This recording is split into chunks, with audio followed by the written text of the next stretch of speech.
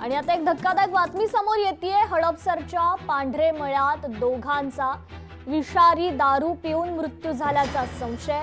पोटात मळमळ झाल्यानं दोघांचा मृत्यू झाल्याची माहिती आहे। दापोडीत 8 जणांचा विषारी दारू पिऊन मृत्यू झाल्यानंतर पुण्यात दोघे जण मृत्यू झाल्याची प्राथमिक माहिती समोर आली आहे। हे दोघे मृत व्यक्ती पुण्यातील हडपसरच्या पांढरे मळ्यातील रहिवासी असल्याची माहिती समोर येते।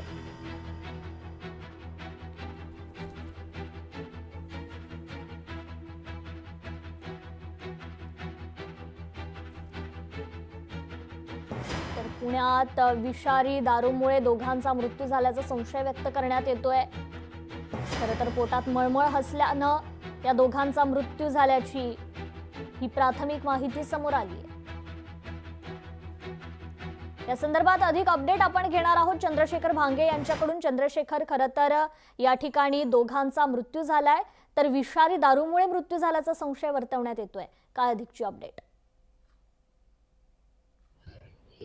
कृपा, आम्ही ज्या पोलीस स्टेशनच्या हद्दीमध्ये ही सगळी घटना घडली त्या अगदी पोलीस स्टेशनच्या समोर उभा आहे। पुण्याजवळचं जे हडपसर शहर आहे आणि त्या हडपसरच्या पांढरे मळ्यामध्ये त्या दोघांचा मृत्यू झालेला आहे। खरं तर आपण पाहिलं तर पांढरे मळा जो आहे तो हडपसरवरून ससाणेनगरला जातानाचा जो जी वस्ती आहे त्या वस्तीला पांढरे मळा म्हणतात। आणि काल रात्री उशिरा या दोघांचा मृत्यू तो झालेला आहे। पोटामध्ये मळमळ आणि त्यांना चक्कर आली होती अशी नोंद जी आहे ती पुण्यातील या हडपसर पोलीस स्थानकामध्ये करण्यात आलेली आहे। आपण बघू शकतो की पुण्यातील हडपसर पोलीस स्थानक आणि या पोलीस स्टेशनच्या हद्दीतच ही सगळी घटना आहे ती घडलेली आहे।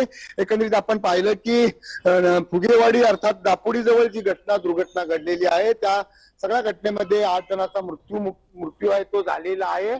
आणि या सगळ्या घटनेची पुनरावृत्ती आहे ती पुण्यातील हडपसर मध्ये झाली का असं म्हणावं लागेल। जे मृत्युमुखी पडलेले आहेत त्यांचा जो MLC आहे ते या पोलीस स्टेशन मध्ये दाखल करण्यात आलेली आहे। एकंदरीत विषारी दारूचा जो आकडा आहे तो पुन्हा एकदा वाढण्याची शक्यता सुद्धा वर्तवली जात आहे। परंतु हे जे दोघे जण मृत्युमुखी पडलेले आहेत ते नेमकं विषारी दारूमुळेच पडले का की आणखीन काही कारण होतं याचा सुद्धा तपास जो आहे तो पोलीस करत आहेत। परंतु प्राथमिक जी माहिती मिळालेली आहे या सगळ्या माहितीमध्ये जे आहे ते हे दोघं जे आहेत ते त्यांना चक्कर आली होती काल दिवसभर जे आहे ते त्यांनी दारू सुद्धा पिल्याची सुद्धा प्राथमिक माहिती सूत्रांची समजलेली आहे। परंतु पोटामध्ये जे आहे ती मळमळ आणि चक्कर या दोन गोष्टीमुळे यांचा मृत्यू झाला। आणि दुसऱ्या बाजूने जर पाहिलं तर पिंपरी चिंचवड शहरातील फुगेवाडीमध्ये जे आहेत ते 8 जण मृत्युमुखी पडलेले आहेत त्या संख्येमध्ये सुद्धा वाढ होऊ शकते। आणि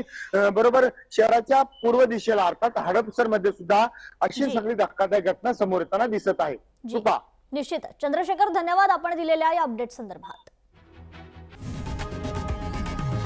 लोकशाही मराठी ऐका, पहा, जागरूक रहा।